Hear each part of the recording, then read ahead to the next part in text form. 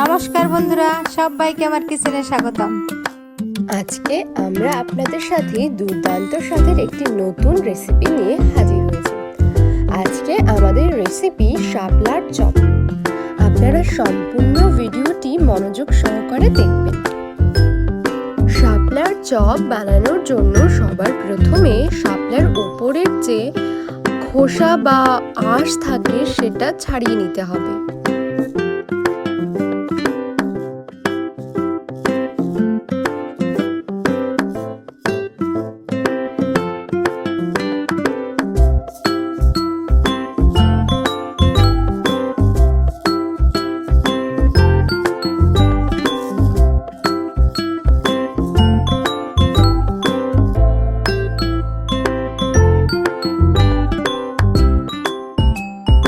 আঁশ ছাড়ানোর পরে ছোট ছোট করে ভেঙে নিতে হবে, আর চেষ্টা করবেন একই সাইজের সবকটি ভেঙে নেওয়ার।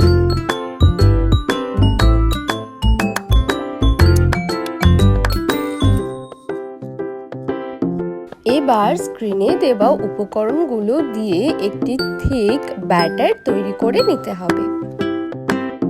শাপলার উপরের অংশটি যেহেতু স্লিপারি হয়, তাই চেষ্টা করবেন ব্যাটারটি একটু ঘন তৈরি করার, না হলে শাপলার উপর থেকে ব্যাটারটি সরে যাবে। একবারে সম্পূর্ণ জল না দিয়ে আস্তে আস্তে অল্প করে জল দিলে আপনারা আপনাদের পছন্দ মতো থিকনেসের ব্যাটার তৈরি করতে পারবেন।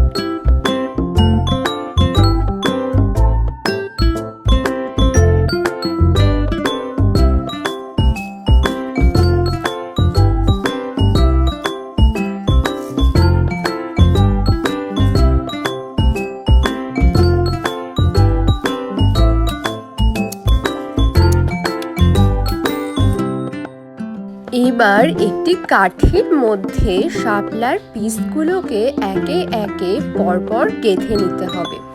স্ক্রিনে ঠিক আপনারা যেরকম দেখতে পাচ্ছেন ওভাবেই করবেন।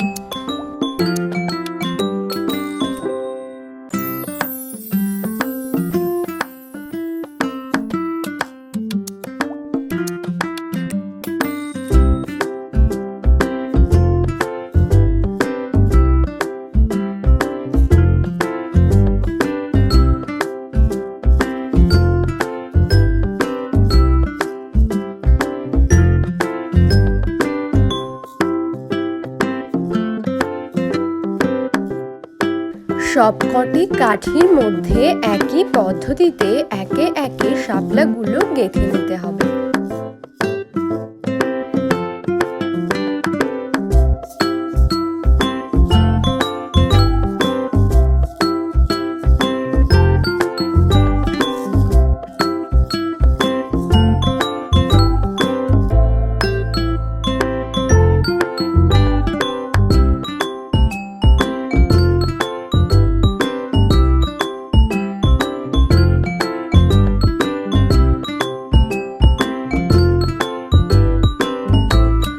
আমাদের সবকটি কাঠিতে শাপলা গাঁথা হয়ে গিয়েছে।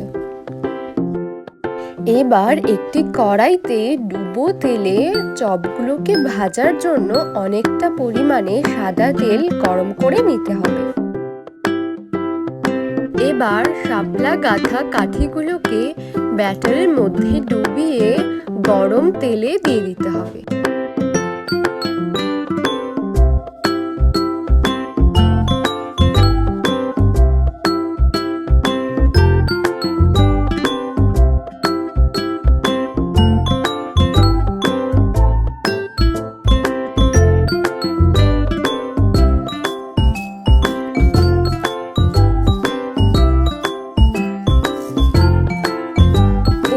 পাল্টে লাল লাল করে চপগুলোকে ভেজে নিতে হবে। আপনারা কিন্তু এই বর্ষায় ঘরে শাপলা আনলে অবশ্যই এই রেসিপিটি বাড়িতে একবার বানিয়ে দেখবেন। বাইরে থেকে মুচমুচে এবং ভেতর থেকে একদম সফট, খুবই দুর্দান্ত হয় খেতে। একে একে আমরা সবকটি চপ ভেজে নিচ্ছি।